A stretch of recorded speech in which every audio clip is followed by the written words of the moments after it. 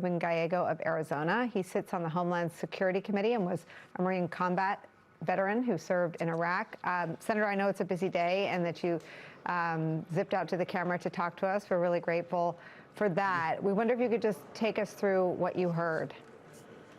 Well, look, there's a certain amount that I can't say because it's classified in nature, but I can tell you what I did not, come out feeling better.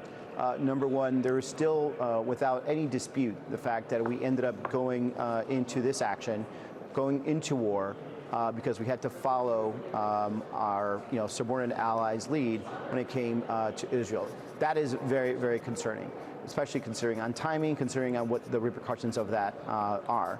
Number two, I still don't know what the end game is. There still is no clear indication what is success, what is victory, what is Iran going to look like when this is done, and what the timetable is. And I think that's also very concerning. We should all be concerned because, we have been very clear. I think the American public has been very clear that we don't want another forever war, and we are currently engaging into something that is potentially going to just keep on evolving. And again, who ends up paying for this are the men and women of this country that serve us and the whole public right now, because again, government is distracted for what they really should be doing, just focusing on what people are worried about, which is the cost of living and everything else that's really hurting everyday Americans. Can I just throw out for you some of the things they've said publicly and ask you if you heard these contradictory things or if they were able to narrow them down? Senator, Sorry, you broke up. Can you say that? Okay. Yeah, now I can hear you. Yeah, I just want to, so Donald Trump has talked about, quote, boots on the ground, and Marco Rubio has talked about how the bombing campaign against Iran and inside Iran will, quote, escalate in the coming days. Are both those things on the table? Well, certainly what I've been told is that they're not off the table. That can be a concern right there. And again, part of this is that there is no real understanding of what victory looks like. They have a mixture of reasons of what we want to do while we're there. Now they've kind of landing on the reason why we ended up going, and the reasoning in terms of why they didn't have to come and get authorization from Congress before is because their interpretation of a preeminent attack is entirely based on this idea that if Israel had attacked Iran, Iran was going to attack them back and us, so therefore we had to go in with Israel before the attack actually happened. That would have been the counterattack to us. That is their definition of a preeminent situation that was able to basically go against standing policy of actually coming and talk to Congress.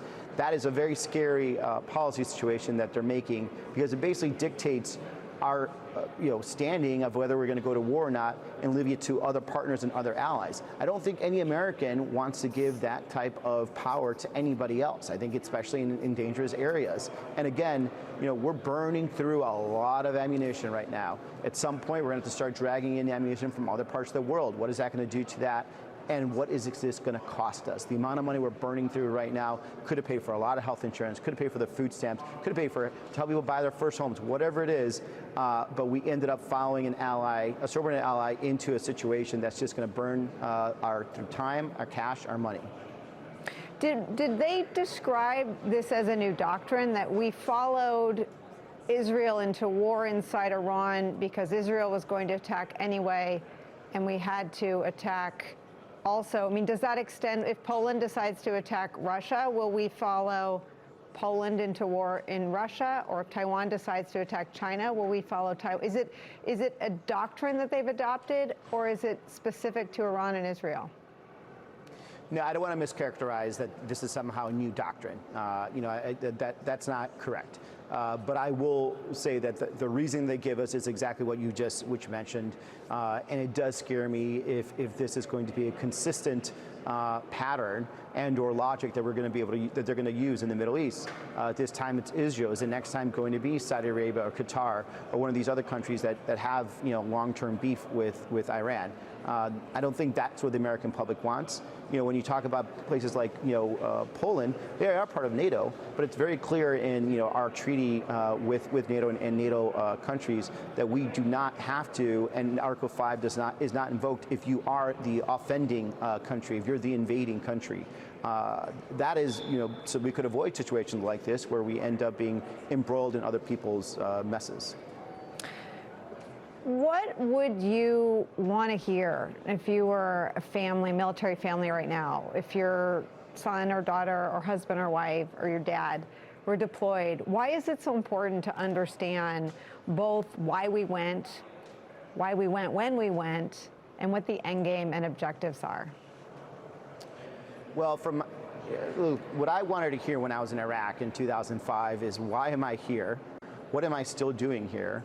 What is the mission?